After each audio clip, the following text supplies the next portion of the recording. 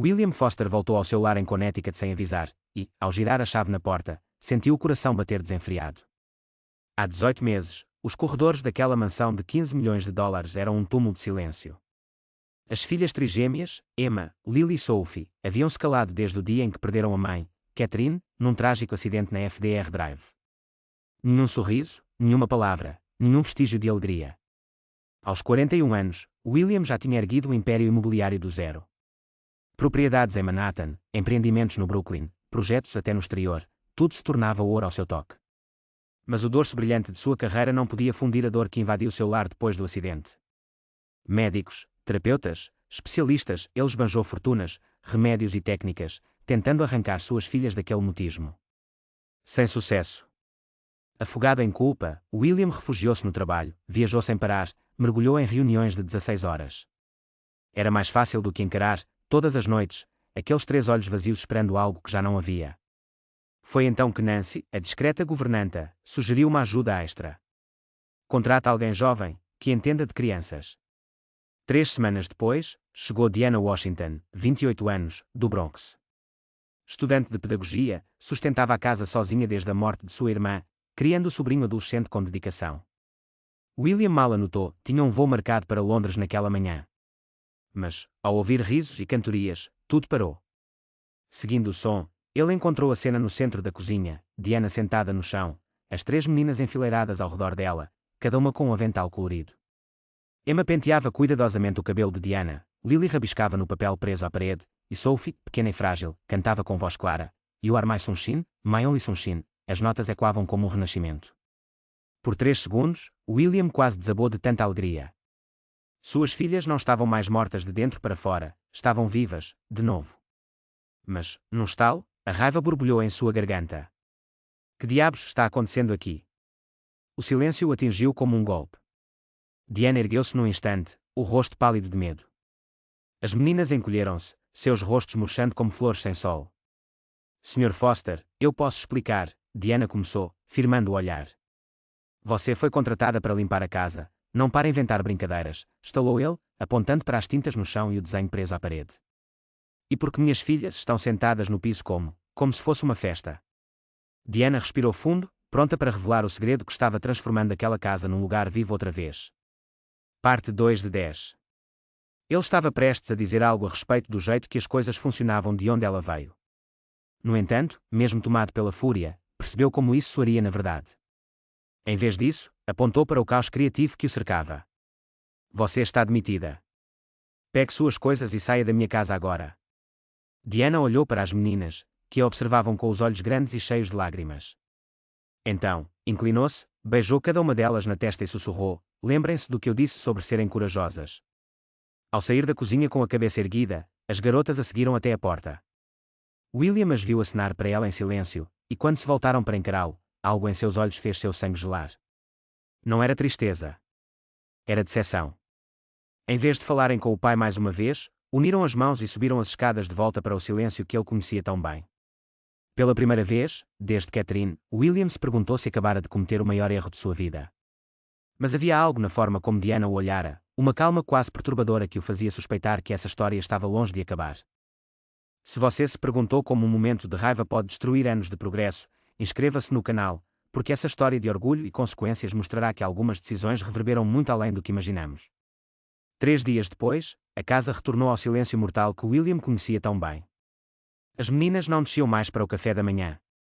Nancy levava bandejas para os quartos onde elas se sentavam juntas na cama, de mãos dadas, olhando para o vazio. Elas perguntaram sobre a Diana na noite passada, disse Nancy hesitante, enquanto servia café no escritório de William. Só uma vez. Elas queriam saber quando ela voltaria. E o que você disse? William não tirou os olhos dos papéis. Que ela havia ido embora. Bom. Talvez agora elas aprendam que não podem se apegar a qualquer um que apareça aqui. Sua voz soou mais fria do que pretendia. E alguém mais apropriado. Na verdade, William mal conseguia se concentrar em seu trabalho. Sempre que passava pela cozinha, via a fita na parede onde Diana havia deixado os desenhos das meninas. Nancy tinha removido tudo, é claro, mas as marcas permaneciam lá como fantasmas de um momento que ele destruíra. No segundo dia, ele encontrou Sophie chorando suavemente no corredor. O que há de errado? princesa. Ele se agachou na frente dela. Sophie olhou para ele com aqueles enormes olhos verdes, os olhos de Catherine, e pela primeira vez em 18 meses, falou diretamente com ele. Porque você foi cruel com a Diana. William sentiu como se tivesse levado um soco no estômago. Eu não fui cruel, Sophie. Ela não estava fazendo seu trabalho direito. Ela nos amava, Sophie sussurrou, então se virou e subiu as escadas, deixando William ajoelhado e sozinho no corredor. Enquanto isso, no Bronx, Diana enfrentava uma realidade muito diferente. Demitida sem aviso, sem referências, sem uma chance de explicar seu lado da história. A família Foster tinha influência suficiente para garantir que um único telefonema impusesse um muro que impediria que qualquer agência de empregos domésticos na área a contratasse novamente. Diana mal podia acreditar no que ouvia quando William, sem nenhum pudor, descreveu seu desligamento como um comportamento inapropriado como nós. Não era acusação criminal, mas bastou para sepultar para sempre sua reputação junto a famílias exigentes. Em poucas horas, tudo o que ela havia construído escorregou pelos dedos. Durante 3 semanas, Diana bateu de porta em porta, enviou currículo para cada vaga que encontrou e implorou por uma chance mínima. O dinheiro do último salário sumia mais rápido do que ela esperava, e as necessidades do sobrinho Tyrone, de apenas 15 anos, não aceitavam espera. Numa dessas noites, Tyrone a encontrou ajoelhada à mesa da cozinha, cercada por pilhas de contas vencidas. O adolescente, bastião de esperança na vida dela desde que perdera a irmã para o câncer há 2 anos, pousou a mão no ombro da tia. Tia, você está bem? Diana levantou o olhar, tão cansado quanto suas mãos. Tyrone era o astro do time de basquete da escola e sonhava em estudar engenharia. Ela não podia falhar com ele também. Estou bem, querido. Só estou organizando umas contas. O garoto, sagaz como sempre, franziu a testa. É por causa daquele homem rico, não é? O tal William que te demitiu. Diana permaneceu em silêncio, mas Tyrone notou o dedo indicador que apertava o braço da cadeira. Há 2 anos, ela não conhecia derrota, enfrentou médicos, bancos e escolas para garantir o futuro dele. E agora, olhando para aquelas contas, o garoto viu o brilho familiar da determinação nos olhos da tia. Ela não estava quebrada. Ela planejava.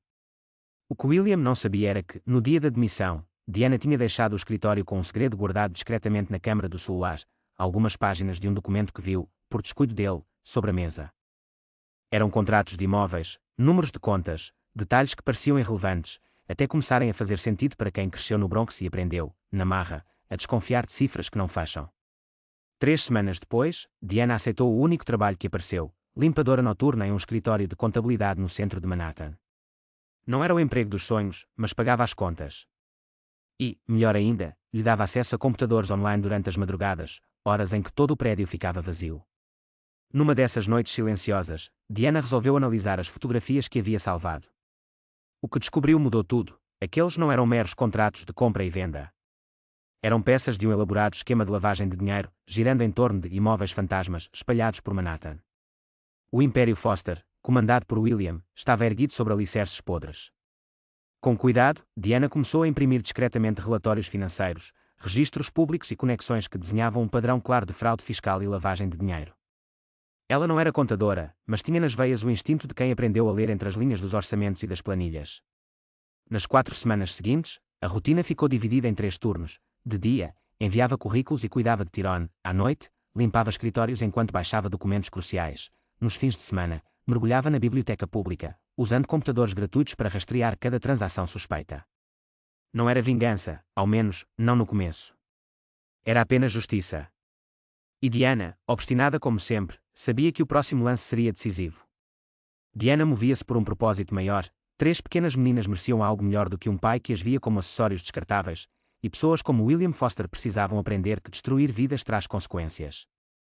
Numa noite de outubro particularmente fria, ela recebeu uma ligação inesperada. Diana Washington. Quem fala? Aqui é Amanda Silva, do Departamento de Justiça.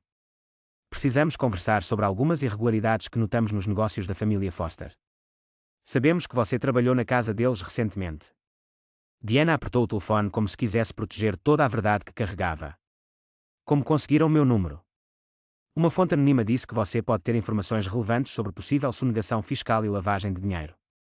Há meses estamos montando uma investigação, mas precisamos de alguém com acesso interno.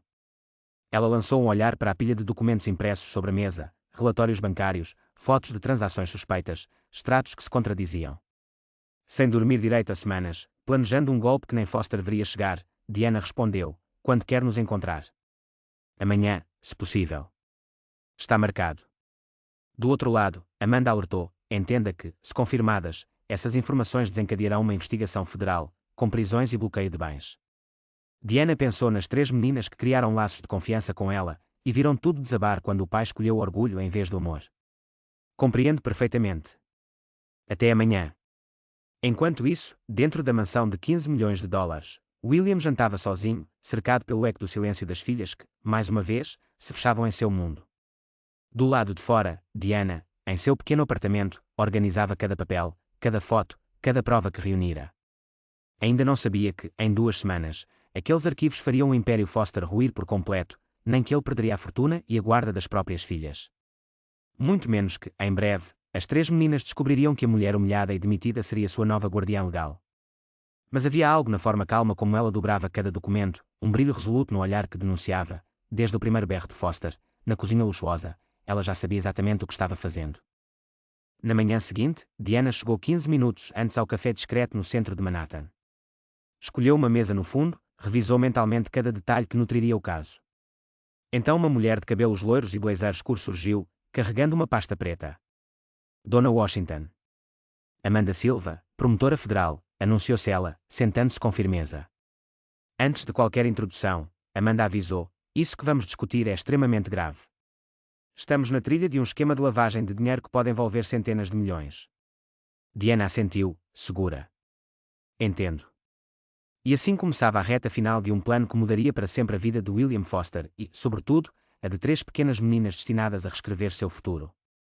Diana deslizou para a frente uma pasta de plástico simples, havia pago apenas $2 por ela numa papelaria modesta, e olhou para Amanda Silva com determinação. Tenho exatamente o que você precisa.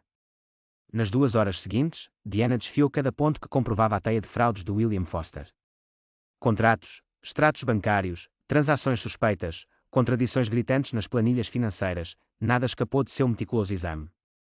Amanda fez perguntas cirúrgicas, rabiscou notas detalhadas e ergueu as sobrancelhas sempre que surgia um dado particularmente explosivo. Como conseguiu acesso a tudo isso? Amanda interrompeu, folheando documentos que provavam transferências para contas fantasmas nas Ilhas Cayman. Foster não tem o menor cuidado com papéis importantes em casa, explicou Diana, mantendo o tom calmo. Ele deixa tudo espalhado no escritório, especialmente quando está sob pressão. E, acredite, ele andou mais nervoso do que nunca nos últimos dias. Amanda fechou a pasta e respirou fundo. Isso já é suficiente para abrirmos uma investigação oficial. Mas, preciso ser franca, Foster conta com advogados poderosos, conexões políticas, influência. Mesmo com essas provas, vai ser uma longa batalha. Diana sorriu pela primeira vez naquela tarde. Doutora Silva, cresci no Bronx, criando uma filha sozinha depois que minha irmã morreu de câncer. Trabalhei em 3 empregos para pagar a faculdade e passei 4 semanas limpando escritórios à noite só para reunir esses documentos. Se você acha que vou desistir porque um homem rico tem bons advogados, é melhor repensar quem sou. Enquanto Diana costurava sua denúncia junto ao Departamento de Justiça, William Foster continuava a vida como se nada tivesse acontecido. Para ele, Diana era apenas mais uma funcionária descartada. Mas as meninas, Emma, Lily e Sophie, eram outra história. Sr. Foster, as garotas não saem mais dos quartos, relatou Nancy, a governanta, durante o café da manhã. Passam o dia deitadas, só levantam para ir ao banheiro. Nem na mesa conseguem comer. Já contratei 3 babás nas últimas 2 semanas, mas elas não reagem a ninguém. Ficam lá, de mãos dadas, olhando pela janela. Foster fungou, irritado. Elas superam isso. Criança sempre supera. O que ele não sabia é que, naquele exato instante, Diana estava numa sala de reunião federal, observando agentes especializados em crimes financeiros vasculharem cada página que entregara. Foster Holdings tem 47 imóveis registrados em Manhattan, explicou o agente Rodrigues, apontando para um gráfico repleto de números. Mas, ao cruzarmos com os pagamentos de impostos, descobrimos discrepâncias em 31 propriedades. Alguns imóveis sequer existem oficialmente, e ainda assim geram milhões de dólares em rendimentos não declarados. Amanda Silva deu um leve sorriso. Também localizamos registros de reuniões em Zurique, transferências para bancos offshore e, o mais interessante, gravações acidentais em uma das propriedades onde Foster detalha estratégias para ocultar dinheiro da receita. Naquele momento, Diana soube que havia dado o primeiro passo para derrubar um império construído sobre segredos e mentiras. E nada voltaria a ser como antes. Diana carregava muito mais do que simples documentos.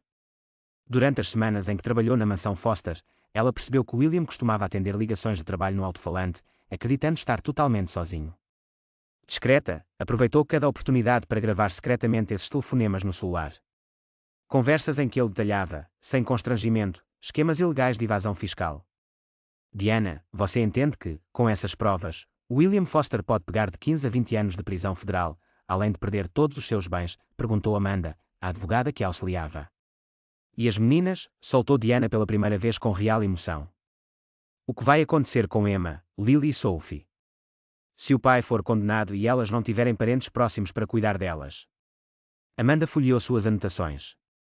Elas provavelmente entraram no sistema de adoção, a não ser que alguém apto se apresente como guardião legal.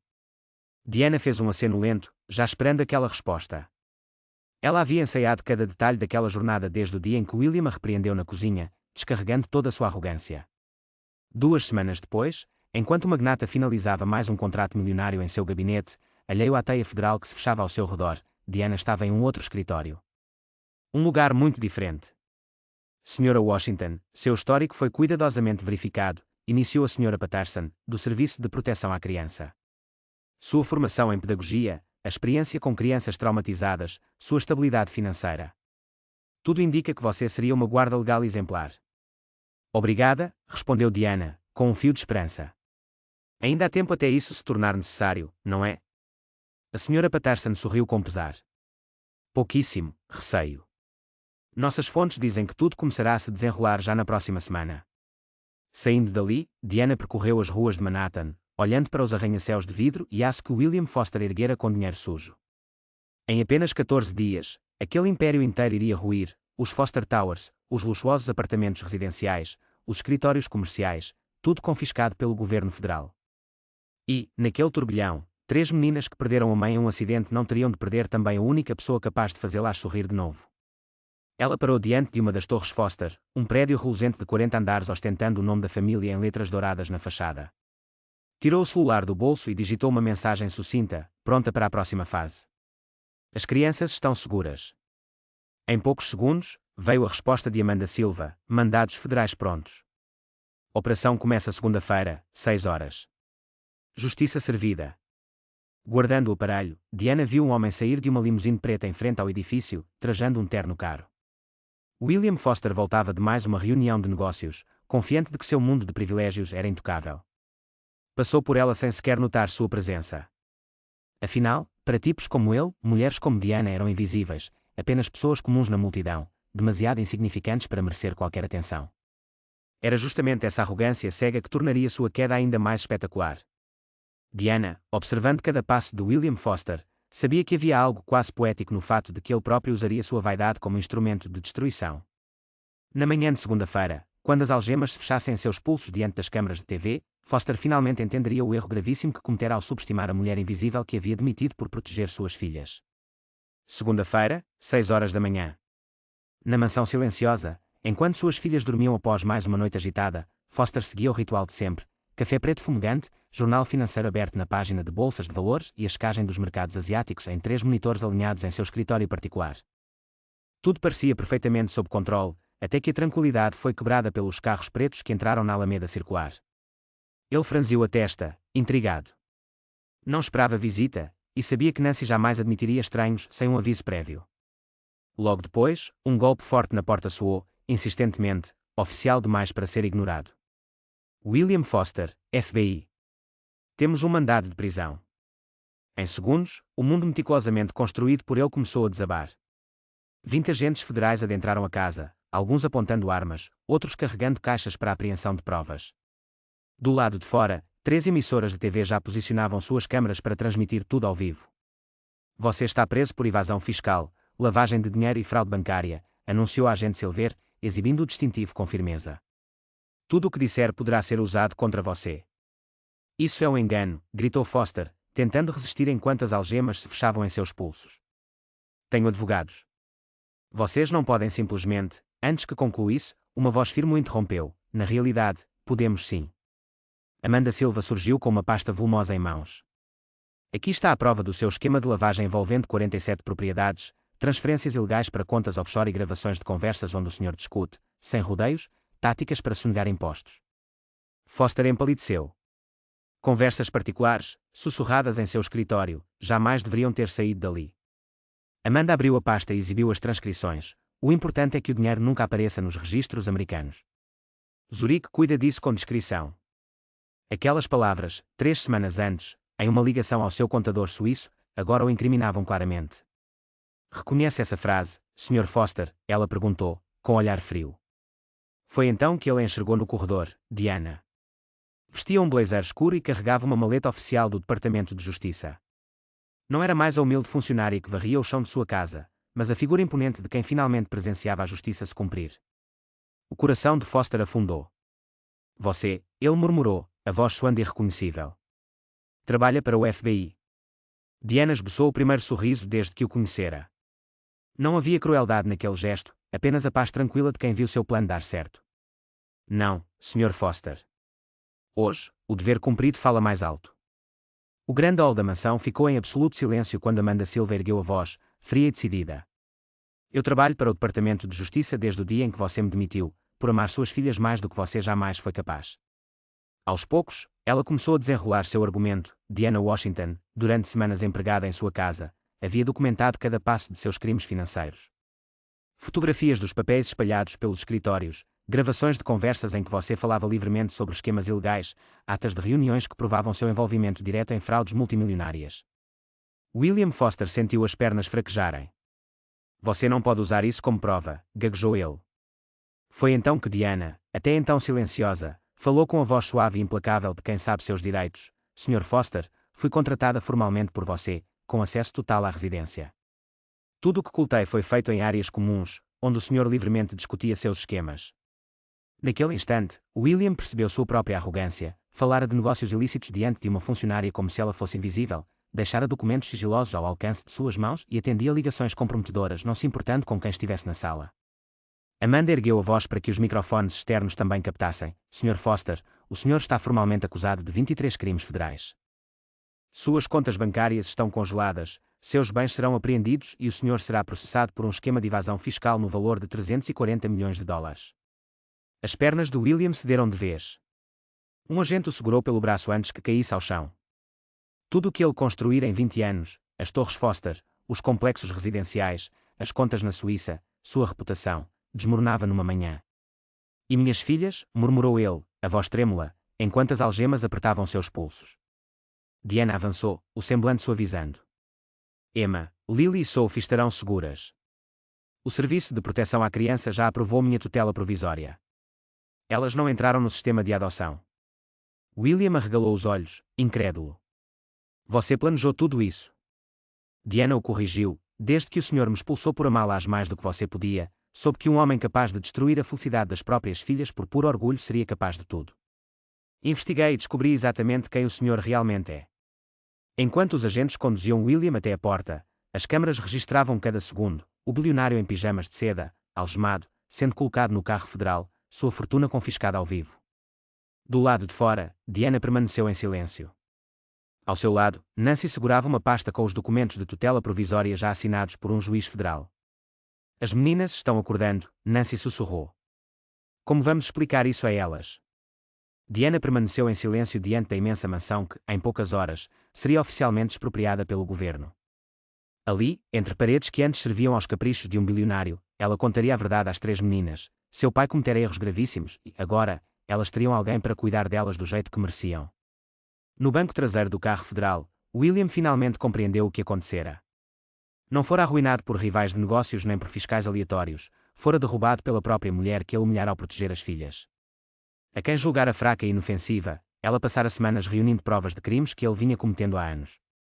Aliara-se ao FBI, conquistara legalmente a guarda das meninas e arquitetar a sua queda enquanto ele voava pelo mundo fechando contratos, alheio ao cerco se fechando ao seu redor. E, pior de tudo, ela não agira por vingança pessoal, mas para garantir às 3 garotas um lar estável e cheio de amor. Ao cruzar os portões da propriedade, William avistou Diana pela última vez, no vidro embaçado do carro. Ela estava ajoelhada no gramado da frente, abraçando Emma, Lily e Sophie, que correram em seus braços assim que a reconheceram. As três falavam ao mesmo tempo, suas vozes entrelaçando-se num cântico de alívio e felicidade que ecoou até o interior do veículo lacrado. Naquele instante, vendo suas filhas mais radiantes nos braços de Diana do que jamais estiveram ao seu lado, William Foster entendeu que perdera algo maior do que dinheiro ou imóveis, perdera o único que importava de verdade, entregue de bandeja à mulher que, em vez de orgulho, escolhera o amor. Só uma pergunta o atormentaria nos longos anos de prisão que se estendiam à sua frente, como um homem acostumado a andar 3 passos à frente de todos fora completamente superado por alguém que julgara invisível. 18 meses depois, o sol da tarde iluminava o jardim da nova casa de Diana, uma construção modesta, porém aconchegante, adquirida com parte da recompensa federal pela denúncia dos crimes financeiros. Emma, Lily e Sophie corriam pelo quintal, suas risadas ressoando enquanto girassóis, plantados em memória de Catherine, balançavam suavemente ao vento. Tia Diana, olha como cresceram, exclamou Sophie, exibindo com orgulho as hastes altas que agora disputavam altura com ela. Com 6 anos recém-completados, as meninas frequentavam a escola pública onde Diana trabalhava como coordenadora pedagógica. Falavam sem sotaque de abandono, sorriam com espontaneidade e chamavam-na de tia, não por formalidade, mas pelo afeto que compartilhavam. Enquanto isso, William Foster purgava uma pena de 15 anos em penitenciária federal. Seus bens estavam confiscados, contas congeladas, reputação irremediavelmente manchada. O homem que outrora presidira impérios agora era lembrado nos jornais como o bilionário que perdeu tudo ao subestimar a babá. Em visitas autorizadas, uma vez por mês, as meninas iam vê-lo. E, a cada reencontro, ele testemunhava que, embora ainda pudesse olhar nos olhos das filhas, jamais conseguiria recuperar o amor que deixara escapar. Diana sempre ensinou às meninas que perdoar não era esquecer, mas recusar o veneno da raiva no coração. Depois de uma visita, Lily comentou: ele está diferente, mais triste, menor. Diana concordou com um aceno: às vezes, só perdendo tudo é que a gente enxerga o que realmente importa. Naquela tarde, as três estavam na cozinha, concentradas no dever de casa, sentadas à mesma mesa onde Diana as ajudava dia após dia.